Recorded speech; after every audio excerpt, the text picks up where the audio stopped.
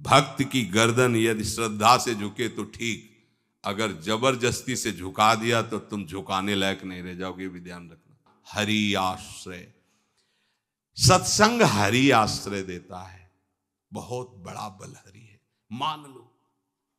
एक दिन आपसे कह रहे थे कि जब आपने देखा नहीं उनको, उनसे बात नहीं हुई, और आप उनके जनों से बात सुनकर उनकी तरफ चल पड़े, इस बात से हरि आपके ऋणी हो जाते हैं। भगवान इसी बात से ऋणी हो जाते हैं। बस ये बात आप हृदय में बैठा लीजिए। जैसे लोग प्रश्न करते हैं ना कि हमने भगवान को देखा नहीं, भगवान क्यों, हम कैसे, किसी की बात तो मान लो ना। आप मान लो, वो तो आपके अंदर भी बैठे हुए हैं, वो आपको इतना प्यार देने लगेंगे, जहां कोई सहायक नहीं होगा वहां हरि आपको दिखाई देंगे। देख लेना, बिगड़ी ऐसे क्षण में बन जाती है, ऐसा लगता है गला कटा तो वो तलवार गले तक आएगी, हार बनकर सुगंधित फूल बन जाएगी, पर गले तक आने आने तक तुम्हारी निष्ठा देखी जाएगी।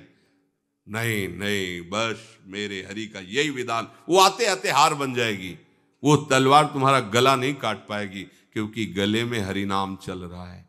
मान लो हमारी महालक्ष्मी चरण चापती रहती, क्या चाहिए तुम्हें, क्या चाहिए, आप सच्ची माने, क्या मतलब कितनी मलिनता छा गई है। हम इसको मार देंगे तो 2 लाख रुपए मिल जाएंगे, ये कर देंगे तो, अरे भैया अगर तू हरि नाम जपेगा तो इसकी कीमत नहीं है, कीमत नहीं, अमूल्य वस्तु है, इसके ब्याज में तू कुबेर बन सकता है। मूल तो कभी खत्म होता ही नहीं है, ब्याज में तू ब्रह्मा बन सकता है, बनना तो चाहे।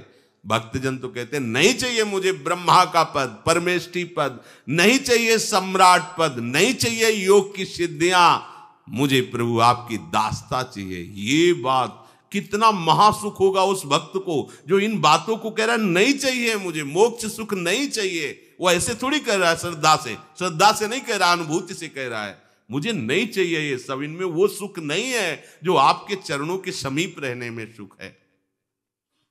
नहीं सत्संग भजन नहीं हरि को, श्रवण न राम कथा अनुरागी, सुत बीत दार भवन ममता निसि सोवत अति न कबहु मति जागी। अरे तेरी बुद्धि सो रही है, जगा दे। पुत्र में, रुपया में, स्त्री में, मकान में, इसमें सबकी ममता होती है, सबकी, जितने सृष्टि में पैदा हुए, केवल सत्संगी की नहीं होती। जो असली सत्संगी है उसकी ममता प्रभु के चरणों में होती है, क्योंकि वो जानता है सब रूपों में प्रभु ही है, ये सब पसारा प्रभु का ही है, इसलिए ममता उसकी प्रभु के चरण। एक अहमता ममता ये जग में है दुख जाई, ये जब श्री जी की ओर लगे तो होत परम। जाग जा, बिना जागे दुख दूर नहीं हो सकता। जैसे स्वप्न में हम देख रहे हैं कि समुद्र में डूब रहे हैं, अब जागृत में आसपास सैकड़ों नाव लगा दें तो बच जाएगा क्या वो, क्योंकि वो तो सो रहा है और वो स्वप्न में देख रहा है। अब हम नाना प्रकार के तैराकों को बाहर तैनात रखें तो उसको कोई सुख मिलेगा क्या, क्योंकि स्वप्न में। उसको अगर सुखी करना है तो एक ही उपाय, जगा दे। जगा दो तो ना समुद्र रह गया ना डूबना रह गया। ऐसे ही संसार में मोह से ऐसे ग्रसित जीव हैं, भाई इतना ही सुख चार है, और उसी स्वप्न में वो दुख से निवृत्त होना चाहते हैं। अब हम बाहर से उनकी कामनाओं की पूर्ति करने वाली बात करें तो क्या वो सुखी हो जाएंगे क्या? इसीलिए कोई साधु जो भगवत मार्ग का पथिक है वो कभी सपोर्ट नहीं करेगा जाओ ऐसा, वो जाओ ऐसा ही है जैसे उस स्वप्न में समुद्र में डूब रहा है, बाहर से हम जल जहाज नाव तैराक सब लगा रहे हैं, लेकिन वो नहीं सुखी होगा, क्योंकि उसके सुख का कारण तब बनेगा जब स्वप्न हटे। स्वप्न तब हटेगा जब वो जागे। जो सपने सिर काटे कोई, बिन जागे दुख दूर न होई, तो उसको जगा दो। साधुजन क्या करते हैं? जगा देते हैं उसको। जागो, कहां मोह निशा सब सो निहारा, देखे स्वपन अनेक प्रकारा, यही जग जामिन जागे जोगी। योग भगवान से जो तुमने वियोग कर रखा है, तुम जगो। जे ही जगोगे तो जे ही जाने जग जाए हेराई, जागे जथा स्वपन भ्रम जाई। कोई नहीं यहां। एक कल श्लोक, मत्तः परतरम नान्यत किंचित् अस्ति धनंजय, मेरे सिवा कोई नहीं। ये कब पता चलेगा? जागने पर। तो हमें ये बहुत कुछ दिखाई दे रहा है, स्वप्न है। उमा कहूं मैं अनुभव अपना, सत हरि भजन जगत सब सपना।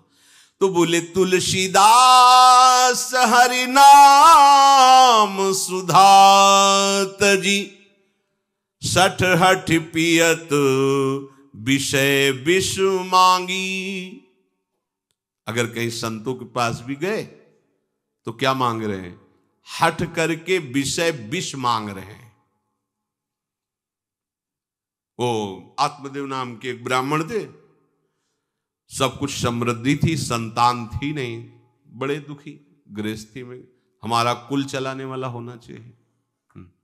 बड़ा भ्रम बैठा हुआ है, हमारा कुल चलाने वाला नहीं, तो सब बेकार, जीवन ही बेकार हो गया। बिना गुरु के यदि शास्त्र पढ़ोगे ना तो भ्रमित हो जाओगे। स्पष्ट लिखा, पुत नाम के नरक की उसको प्राप्ति होती जिसके संतान नहीं होती। अब तो गृहस्थ में बेचारा पड़े परेशान। उन्होंने सोचा इससे अच्छा है आत्महत्या कर लें। बहुत संतों के पास जाकर के यज्ञ करके सब अपनी कामनाओं की पूर्ति चाहते, दान पुण्य दे करके। उसने भी जितना उपाय हुआ किया, नहीं हुई संतान। मरने के लिए जंगल में, उधर से एक सन्यासी जी आ रहे थे, देखा साधु तो ब्राह्मण तो थे, उठे प्रणाम किया, देखा उनको उदास क्यों हो? उनका महाराज उदास ही नहीं, मैं तो आत्महत्या करने आया हूं यहां जंगल में। अरे ये तो महापाप है, आत्महत्या तो बड़ी दुर्गति का कारण है। बोले महाराज अगर आप बचाना चाहते हो तो आप कृपा करो। क्या क्या चाहते हो? बोले हमारे पास सब कुछ है, बेटा नहीं दोगे तो हमारा जीवन बेकार। तो उन्होंने अंतर्दृष्टि से देखा और कहा 7 जन्म तक तेरे पुत्र नहीं भाग्य में तेरे लिखा है। तो उसने कहा फिर तो अभी मरते, आत्महत्या करते, हम 7 जन्म की बात, हम 7 दिन नहीं जिएंगे, हमें पुत्र चाहिए। संत का दयालु। देखो जिनके पास तपस्या और भजन का धन होता है, जब भगवान अधीन है तो कुछ भी कर सकते हो, कुछ भी कर सकते हैं। प्रारब्ध मिटाना कोई बड़ी बात नहीं। प्रारब्ध जानते हो, कोई देवता थोड़ी है, तुम्हारा पीछे का किया हुआ कर्म है।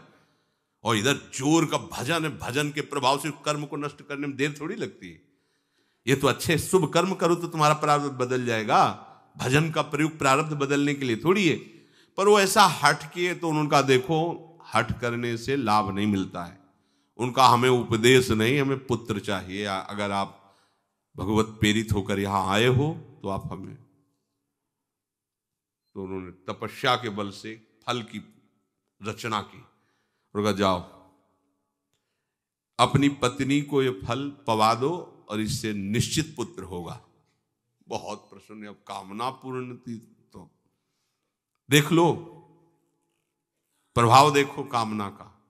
प्रसन्न हुए आए। धुंधुली नाम था उनकी पत्नी, नाम भी बहुत बढ़िया था, धुंधुली। वो कहा कि देखो ये फल खा लो, तुम्हारे संतान हो जाएगी। बहुत मीठी बात बोलती थी, मृदुभाषी, कपट हृदय, अलग अलग क्षेत्र होता है। हृदय कपट और मुख में मीठी बात। बहुत संभल के व्यवहार करना चाहिए ऐसे लोगों से। मधुरिया बानी, मीठी, क्या मृदु भाषा। नहीं प्रीतम, आप चिंता मत करो, फल ऐसे थोड़ी खाया जाता है, नहा धो के पवित्र होके फिर। हाँ उनका ये बात, तो आप अपने काम में लगो, हम पा लेंगे ऐसा। अब आपको विश्वास है? बोले विश्वास तो है, इसमें क्या विश्वास, आप भी तो चाहती ना पुत्र हो। बोले हाँ। वो जो ही गए सो अपनी बहन को बुलाया और कहा सुनो, अभी तो हम 4-5 रोटी कढ़ी चावल सब पा लेते हैं, पूड़ी खीर पुआ। जब गर्भ रहेगा तो पेट तो उसी से भरा रहेगा, तो हमारा भोजन रुक जाएगा। बोले हाँ ये तो बात है। जब पेट बढ़ेगा, अगर घर में आग लग गई तो फिर हम भाग नहीं पाएंगे, तो हम जल जाएंगे।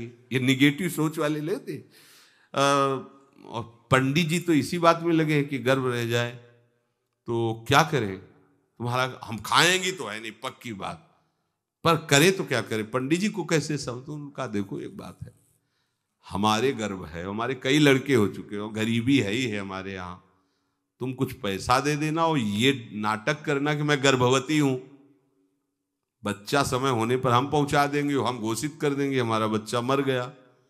तो पंडित जी को तुम नाटक में बताते रहना कि गर्भ है, बच्चा हो जाए, पंडित जी कह देना बच्चा हो गया है। तो बोले दूध पिलाने की समस्या आएगी। तो बोले ये तुम कह देना कि पहला पहला बच्चा है, हमारे वक्षा स्थल में दूध नहीं, हमारी बहन का था तो मर गया बच्चा, तो उनको बुला लेती तो बात बन जाएगी, बढ़िया बात हो गई। परीक्षा के लिए फल गाय को खवा दो, गाय को खवाया। ठीक समय पर गोकर्ण जी प्रकट हुए, दिव्य तेजोमय बालक, कान केवल वो गाय के, बड़े ही विद्वान और भगवत भक्त संत के द्वारा। कहा था 7 जन्म तुम्हारे भाग्य में, बच्चा नहीं तो नहीं है, देखा गाय के हो गोकर्ण जी प्रकट हुए। उधर उनके जो बच्चा पैदा हुआ वैसे ही नाटक के द्वारा पहुंचा दिया गया, वैसे ही पूरा जैसा पहले पक्का हुआ। अब उसने कहा कि हमारे तो स्तनों में दूध नहीं, हम अपनी बहन को बुला लें, उनका बच्चा मर गया। हाँ हाँ, हमारा बच्चा स्वस्थ होना, आप बुला लो, उसको हम धन भी देंगे, वो हमारे बच्चे की सेवा कर। अपने नाम से जोड़ करके उसका नाम रखा धुंधकारी, धुंधुली और धुंधकारी, अज्ञान का साक्षात स्वरूप। और जैसे ही वो अवस्था बढ़ती गई तो उसके पापाचरण बढ़ना शुरू हुए। बच्चों के साथ खेलता, खेलते हुए बच्चों को उठा लेता और कुएं में डाल देता, मतलब घोर अत्याचार। गोकर्ण जी हर समय भजन साधन शास्त्र स्वाध्याय। जब और बड़ा हुआ तो माता जी को अपने डंडों से रोज पूजन करता, पिताजी को गाली लात थप्पड़। पिताजी तो रो पड़े। गोकर्ण जी से कहा कि बेटा हमारी गाय से प्रकट हुए पर भरोसा आप ही का है, बचा सकते हो। तो बोले पिताजी जाओ यहां से, भाग जाओ यहां से, एकांत जंगल में जाकर भगवान श्री हरि का भजन करो। उन्होंने 2 श्लोकों में प्रदेश किया। दूसरा श्लोक ये, धर्मम भजस्व सततम त्यज लोक धर्मान, सेवन सदा साधु पुरुषं जहि काम तृष्णाम, अन्यस्य गुण दोष चिंतन मास मुक्त्वा, सेवा कथा रसम हो नितराम पिबत्वम। हे पिताजी, अब तुम लोक धर्म का त्याग करके भागवत धर्म को स्वीकार करो, एकांत में जाकर साधु महापुरुषों के संग से उनके उपदिष्ट उपदेश के अनुसार आचरण करो, प्रभु की लीला कथा सुनो, ना कोई कामना ना कोई तृष्णा, किसी के गुण दोष का वर्णन मत करना और सदैव भगवत सेवा भावना में रहना, इसी जन्म में तुम्हें भगवत प्राप्त। वो तो उधर गए, इतनी पिटाई की उसने माँ की कि माँ कुएं में गिरकर आत्महत्या कर ली। फिर तो मनमानी आचरण, कुछ वैश्याओं को रखा और चोरी करके लाया। वैश्याओं ने सोचा किसी दिन पकड़ा जाएगा ये और हम, तो उसके हाथ पैर बांध दिए चारपाई में, ला के मुख में अंगार डाल, वो मरा भयानक प्रेत। कामना ने क्या किया, सर्वनाश। किसी को हरि विमुख होकर कभी सुख मिल सकता है? आप संतों के पास जाइए, अपनी कामना रखिए। हम ये नहीं कहते कि कामना तुम त्याग पाओगे, कामना रखिए, भगवान के पास जाइए, अपनी कामना रखिए, क्योंकि आप कामना से युक्त हैं। पर छूट इतनी दे दीजिए कि जिसमें हमारा मंगल हो वो करना। जैसे नारद जी भगवान से अपनी कामना रखते हैं कि हमारा ब्याह करवा दीजिए, और बाद में एक छूट दे देते हैं कि जेहि विधि होए नाथ हित मोरा। तो हरि को अच्छा लगेगा, गुरुजनों को अच्छा लगेगा कि इस कामना से इसका कोई जीवन बाधित नहीं होगा, वो पूर्ण भी कर देंगे। और अगर लगा कि इसका पतन हो जाएगा तो आप रोते रोते भी कामना की पूर्ति नहीं करेंगे। उत्तम बात तो ये है कि कामना हरि की प्राप्ति की करो, वो सर्व सुख स्वरूप है। किसी का अन्य आश्रय अन्य बल ना लेते हुए अपने श्यामा श्याम के चरणों का आश्रय लेकर निरंतर भजन करो तो ये अनुभव हो जाएगा कि सुख किसे कहते हैं। अभी तुम्हें परिचय ही नहीं मिला, सुख किसे कहते हैं। सुख सच्चिदानंद है, सुख एक रस है, सुख अविनाशी है। वो सुख सदैव बढ़ता रहता है, घटता कभी नहीं। एक रस होते हुए भी प्रतिक्षण वर्धमानम है, कभी कभी अंत नहीं होता इस सुख का। ऐसे अनंत सुख के लिए हमें मनुष्य जन्म मिला है। प्यारे, इसे मत खोइए। हर समय राधा राधा राधा राधा राधा, और किसी को दुख मत दीजिए। कोई गंदा नशा मत कीजिए, कोई गंदे आचरण मत कीजिए, गंदा भोजन मत कीजिए जिससे अन्य जीवों को कष्ट हो। ऐसा कोई भोजन स्वीकार मत करो। इसी जन्म में आप देख लेना, इसी जन्म में आपको वो वस्तु मिल जाएगी, निहाल हो जाओ। हम किसी पक्षपात की बात नहीं करते। अगर इस छाती को बचपन से अभी तक ऐसा, तो हम कह देते कि भाई आगे कुछ भी हो, कोई भी हमारी गलती हो, हम ये मान सकते हैं, पर हमें ये पता चला कि बचपन से आज तक जलता ही रहा, कभी शांति नहीं मिली, भागता ही रहा पर कभी विश्राम नहीं मिला। पर हम ये आपको कह रहे हैं कि जैसा प्यार प्रभु वैसा अन्यत्र कहीं कभी कहीं नहीं मिला। और प्रभु के प्यार का मूर्तिमान स्वरूप हमारी प्यारी जू निहाल कर दिया प्रभु ने, प्यारी जू के चरणों का आश्रय और उनका परिचय देकर। पूछो बस, यहां वाणी मौन हो जाती है, प्यारी जू तो प्यारी जू। और हम ही नहीं, आप सब महाभाग्यशाली है। वृंदावन आए, राधा किशोरी जू के घर में आए और उनकी चर्चा सुन रहे, उनके सिद्धांत सुन रहे, कहीं ना कहीं आपके अंदर उनकी तरफ बढ़ने की इच्छा भी है। ये बहुत बड़ी बात है। बस इस इच्छा को, इस आशा को इतना बढ़ा लो कि कोई इच्छा न रह जाए, कोई आशा न रह जाए। हर समय निरंतर नाम जप करते रहो। तुलसीदास हरिनाम सुधा तज, भगवान नाम तज कर विष मांगते हो। सूकर श्वान श्रृगाल सरिस जन, जनमत जगत जननी दुख लागी। ए काहे को ऐसी गालियां सुनोगे, ये गालियां है। ये सुअर कुत्ता की तरह जीवन व्यतीत करते हो। धिक्कार तुम्हारी मां को जो तुम्हारे जैसा पुत्र जन्मा। अपनी इंद्री की पुष्टता के लिए दूसरों को मार देते हो, चाहे रसेंद्री चाहे जनेंद्री। इंद्रियों की पुष्टता के लिए जानवर जैसा बर्ताव करते हो। कैसा तुम्हारा जीवन है। केवल एक क्षण के सुख के लिए दूसरे को जला दिया, काट दिया, मार दिया। चाहे रसेंद्री का सुख चाहे जनेंद्री का सुख, एक क्षण के सुख के लिए उसका गला काट दिया, उसको रांध के खा रहे हो, उसके साथ भोग किया, उसको काट के फेंक रहे हो, उसको जला रहे हो। क्या तुमसे तो अच्छा सुअर कुत्ता है कि वो अपनी योनि के अनुसार बर्ताव कर रहा है। तुम मनुष्य योनि होकर ऐसे गंदे काम करते हो। सुधर जाओ। कैसी मलिनता छा गई है, कैसी मलिनता। अगर उनको शब्दों से बोलें तो बहुत बुरा लगेगा। इस शरीर में क्या है। अगर यहां से चमड़ी हटा दी जाए तो यहां मलाशय है, मल भरा हुआ है, मूत्राशय है, उनके द्वार हैं। संसार का सबसे बड़ा सुख यही माना जाता है। ये मल मूत्र का भांड शरीर चिकना रहे, स्वस्थ रहे और इसी को भोगने को मिले, बस यही तुम्हारी पूर्णता है। ऐ सुखरास स्वरूप भगवद अंश, तू इस प्रकृति के रचे हुए खेल में कभी तृप्त नहीं हो सकता। विचार करके देखिए, आपका मन कहां आपको फंसा रहा है। मल है तो मल द्वार है, मूत्राश्रय है तो मूत्र द्वार है। शरीर में कौन सी खास बात है। पूरा जीवन इस शरीर का केवल नाना प्रकार से भोग करना। रसेंद्री अपनी तरफ, घ्राणेंद्री, नेत्रेंद्री परेशान है। इसमें खास बात कौन सी है जिसमें तुम्हें तृप्ति लग रही है। कौन सी खास बात। अगर तुम मलमूत्र के द्वारों में खेल रहे हो तो मलमूत्र के कीड़े से बढ़कर तुम्हारी योग्यता नहीं। समझिए, आप समझिए, वो भी जीव है, भगवदंश, जो मलमूत्र का कीड़ा बना हुआ नालियों में डोल रहा है। तुम भी तो उसी नाली में तो डोल रहे हो। यदि भगवदंश होकर भगवान नाम जप नहीं कर रहे हो, अपने स्वरूप को नहीं समझ रहे हो, चिदानंद सुख की तरफ आकर्षित नहीं हो रहे हो, तो गोस्वामी जी कह रहे वे अभागी हैं। हम लोग अपने को बड़ा भाग्यवान कब मानते हैं, जब विषय भोगों की बाहुल्यता हो जाए। देखो कैसी बुद्धि भ्रमित हो गई है। अभाग्य को हम भाग्य मान रहे हैं। बड़ा आश्चर्य होता है। कैसा मतलब, अगर उनको बोलना अच्छा नहीं लगता, पर यह है कि समझ जाओ तो भाई समझ जाओ।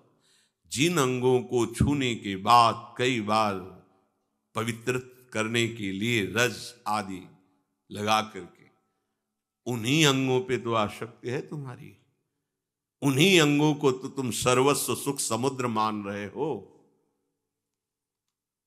क्या है। बहुत बार जन्मे हो, मरे हो, भोगे हो प्यारे, ये एक बार प्यार कर लो हमारे प्रभु से, एक बार कर लो। ये भ्रम बिना भगवद आश्रय के भव भय भंजन पद विमुख अभागी, ये माया का अविद्या का भ्रम नष्ट करने वाले जिनके चरणारविंद हैं, उन श्री हरि से तुम विमुख हो। अरे अभागी, तुम नरक तुल्य भोगों को भोग रहे हो। ये बिना सत्संगी के ये शब्द नहीं पचा सकते आप, क्योंकि आप उसी में रमण करते हैं। आपको लगेगा क्या है, फिर जिंदगी क्या रह गई। अरे अभी देखा क्या है, जिंदगी क्या है। निहाल हो जाओगे, नाच पड़ोगे, मस्त हो जाओगे, किसी का कोई भय नहीं, कोई चाह नहीं। सौंदर्य समुद्र, प्रेम समुद्र, ज्ञान समुद्र जब प्रीतम गले लगाएंगे निहाल हो जाओगे। पर चाह तो है मलमूत्र के शरीर को गले लगाने की, चाह है इसी को ये स्वस्थ रहे, खूब विषयों को भोगूं। कैसी दुर्बुद्धि छा गई है और बढ़ती चली जा रही है दुर्बुद्धि। ये ऐसी तृष्णा बढ़ती चली जा रही है, पूछो मत। सावधान हो जाओ प्यारे, बहुत कम समय है, तुम्हारा शरीर छीन लिया जाएगा, जबरदस्ती छीन लिया जाएगा, ना चाहते हुए तुम्हारे शरीर का नाश हो जाएगा। मान लीजिए एक चंद समय है, कुछ समय है, जिसे तुम 80 साल 100 साल समय ऐसे गए। ब्रह्मा जी के लोक में एक कमल की पंखुड़ी ऐसे छेदी जाए तो मृत्यु लोक का 1 वर्ष हो जाता है। कितना तुम्हारे पास समय। हमारी रात सोने में चली जाती है, दिन नाना प्रकार के भोगों के संग्रह के लिए, कमाई के लिए, भोगों के भोगने के चिंतन में चलिए। हमारा सच्चा जो मार्ग है, जो सत्य मार्ग है, जहां सुख मिलना है, हमारे पास समय नहीं उसके लिए। किसी से बात, हमारे पास समय नहीं है। वाह, समय का बढ़िया सदुपयोग कर रहे हो, परिणाम तुम्हें समझ में आएगा। गोस्वामी जी कह रहे हैं कि निशिवासर रुचि पाप असुचि मन, ये मन अपवित्र हो चुका है भोगों का चिंतन करने से। रात दिन पाप हो रहे हैं, समझ में नहीं आता कि हम पाप कर रहे हैं। एक सेकंड में हमारे मन की वृत्ति दूसरे के दुख को दुख नहीं समझती, उसे दुख देकर सुख भोगने के लिए आज्ञा दे देती है, करो। बस जितनी सुंदरता संसार में, उसके सबके मैं भोगता बन जाऊं। मलिन मन, यहां कुछ सुंदर है क्या? अगर एक दिन 10-20 बार सोच हो जाए, ऐसी दवा खवा दो, फिर उसी के देखो चेहरे की कांति कैसी हो जाएगी। अगर 2-3 दिन हालत चलती रही, देखने लायक नहीं रह जाएगा चेहरा। इसको तुम कुछ खास समझते हो? पानी का बुलबुला फूटने में देर नहीं लगती, पर तुम कमा क्या रहे हो? एक कर्म भूमि है, तुम यहां आए हो अच्छे कर्म करने के लिए, प्रभु की प्राप्ति के लिए, महासुख प्राप्ति के लिए। पर कह रहे निश्वासर रुचि पाप, रुचि पूर्वक पाप कर रहे हैं। छल पूर्वक आपने किसी का धन अपहरण कर लिया, किसी की हिंसा कर दी, व्यभिचार कर लिया। आप अपने मित्रों में बैठकर अहंकार पूर्वक बात करते, तुम्हें पता है मैंने इतने रुपए उड़ा दिए, उसको पता भी नहीं चलने दिया। पता है तुमने आज हमने उसके साथ एक गलत किया, कोई कुछ नहीं कर सकता। इतने वीर नहीं हो। वही कर्म तुम्हारा जब फलीभूत होगा, तुम्हें ब्रह्मा भी नहीं बचा पाएंगे, त्राहिमाम बोलने का अवसर भी नहीं रहेगा। देख लेना, देखने लायक नहीं रह जाओगे। सावधान हो जाओ। देखो ये सत्संग है तुम्हें सत्य वस्तु की अनुभूति कराने के लिए। तुम जहां असत में राख किए हो तो चुभेगा, तुम्हें जलन पैदा होगा। हम चाहते हैं कि तुम्हारे हृदय में ये बात लगे और तुम्हारी शूरवीरता जागृत हो, जो भगवद अंश की है, और तुम असत का त्याग करके भगवत मार्ग के पथिक बनो। खलिमति मलिन निगम पथ त्यागी। ये भगवत वाणी गीता जी, श्रीमद् भागवत जी और भी भगवत प्रेमी महात्माओं के वचन, ये महासुख के लिए हैं। तुम इनका त्याग करके मनमानी आचरण कर रहे हो, बहुत समय नष्ट कर रहे हो, आप पछताना पड़ेगा। ऐ खल, अपनी मति को असत आचरणों में मत लगा, अपनी दुष्टता को मत बढ़ा और गर्व करता है कि मुझे कोई भी परास्त। तुम हो क्या? हो क्या तुम? एक सेकंड में दिल की गति रुक जाए, तुम हो क्या? कुछ नहीं हो, कुछ नहीं रोक सकते हो। सावधान हो जाओ। राधा राधा राधा, सावधान होकर चलोगे। महासुख स्वरूप तुम हो, तुम्हें किसी और सुख की जरूरत नहीं है। हमारी दुर्दशा ऐसी क्यों है? नहीं सत्संग। सत्संग केवल भगवत प्राप्ति के लिए होता है। बड़े भाग पाइप सत्संगा, बिनय प्रयास होई भो भंगा। ये मनोरंजन नहीं है, इसीलिए सत्संग मिलना दुर्लभ होता है। अगर भगवद वार्ता किसी को प्रसन्न करने के लिए, उनके मन को घसीट करके अपनी वासनाओं की पूर्ति के लिए किया जाता, उसे सत्संग नहीं कहते। हम ऐसा बोले कि सामने वाला प्रभावित हो और अपनी जेब से पैसा निकाल के हमारे पास रख के हमारे ऊपर श्रद्धा करे, हमारा प्रणाम करे, हमारी यश कीर्ति हो, यह सत्संग नहीं है। हमारी बात मानकर सच्चिदानंद प्रभु में इसका मन लग जाए, संसार के भोगों से इसका मन हट करके अपने स्वरूप में स्थित हो, प्रभु में लगे, उसे सत्संग कहते हैं।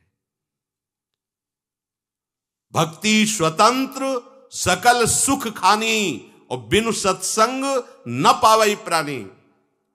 सत्संग का क्या फल है? हरि से प्रेम हो जाना, संसार का राग नष्ट हो जाना। सत्संग का सीधा फल है प्रभु से प्रेम होना। अगर प्रभु से प्रेम नहीं हो रहा, आपको अपने दोस्त सत्संग में बैठने पर जला नहीं रहे, तो सत्संग नहीं हो रहा, मनोरंजन हो रहा है। जहां सभा में बैठने से आपके आग लग जाए, इतना गलत मैंने किया, इतना मैं गलत हूं, कब मैं इससे हो, जान जाओ कि सत्संग हो रहा है। जहां श्रवण से आपका हृदय दाह युक्त होने लगे, धिक्कार हमारे जीवन को, मैंने ऐसा किया, धिक्कार हमारे जीवन को, मैं कैसा जी रहा हूं, कब ऐसा अवसर आएगा जैसा बताया जा रहा है मैं ऐसा चलूं, मतलब सत्संग हो रहा है। नहीं सत्संग, और इसका फल हरि भजन।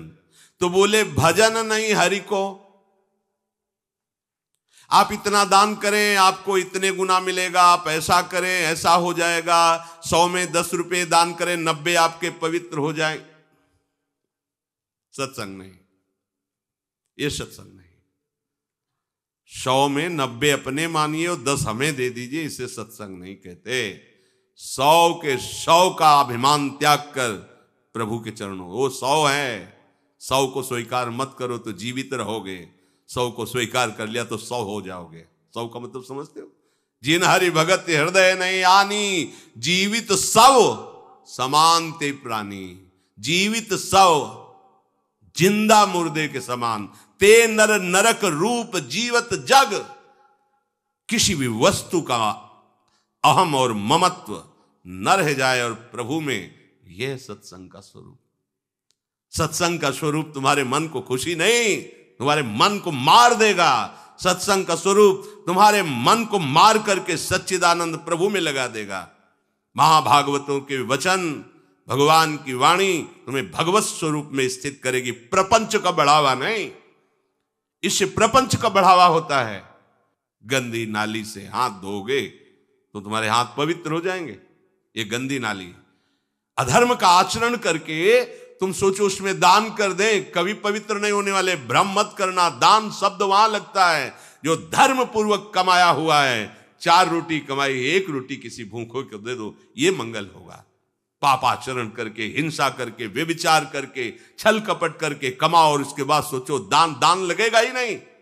और जो स्वीकार करता है, अधर्म का सहायक होता है, वो दोनों को दंड मिलेगा, दोनों को दंड मिलेगा। बहुत सावधान। सत्संग हमारे नाना प्रकार की वासनाओं का नाश करता है, वासनाओं को बढ़ावा नहीं देता। आप ऐसा करो, गृहस्थ हो, दान धर्म से युक्त हो जाओ। हां, देखो ना हरिपाल जी ने चोरी करके भगवान को रिझा लिया, बेमतलब का शब्द। हरिपाल जी ने सर्वस्व समर्पित करके प्राणपन प्रभु की सेवा, साधु सेवा का भाव लेकर के फिर वहां खड़े होते थे कि इसका भी मंगल हो जाएगा। जो भगवत भी अगर रामकृष्ण बोल दिया तो बोले नहीं, अपने सुख के लिए नहीं, अपने सर्वस्व का न्यौछावर करके कोई ऐसा दिखाई दिया जो रामकृष्ण हरि से विमुख है, उसका अर्थ लेकर संत सेवा में लगा दिया। पहले अपना सर्वस्व नाश करो, समर्पित करो, फिर देखो तुम्हारे अंदर स्थिति क्या आती है, फिर उसके अनुसार चलो। देखे, बेईमानी को दान नहीं कहते, बेईमानी को धर्म नहीं कहते, ये भ्रम मत करना। कभी ऐसा दान भी मत करना, नहीं तो दुर्गति से बच नहीं सकते कि हमने अमुक रुपए कमाए पापाचरण से, चलो संतों का भंडारा कर देते। सैकड़ों संतों की बुद्धि भजन से बिलक करने का जो पाप होगा तुम भोग नहीं पाओगे। मत देना कभी संतों को, जो तुम्हारा पाप का कमाया हुआ धन हो, कभी मत देना संतों को। उन्होंने जीवन अर्पित किया प्रभु के लिए। अगर तुम्हें पवित्र होना है तो प्रणाम करो, उनकी बात मानो, इसी से तुम्हारा मंगल हो जाएगा। और धर्म से यदि कमाया है, 4 रोटी है, 1 दे दो, मंगल हो जाएगा। बात इस तरह से। सत्संग का फल सीधा भगवत स्वरूप में स्थित होना, प्रपंच का बढ़ावा देना नहीं।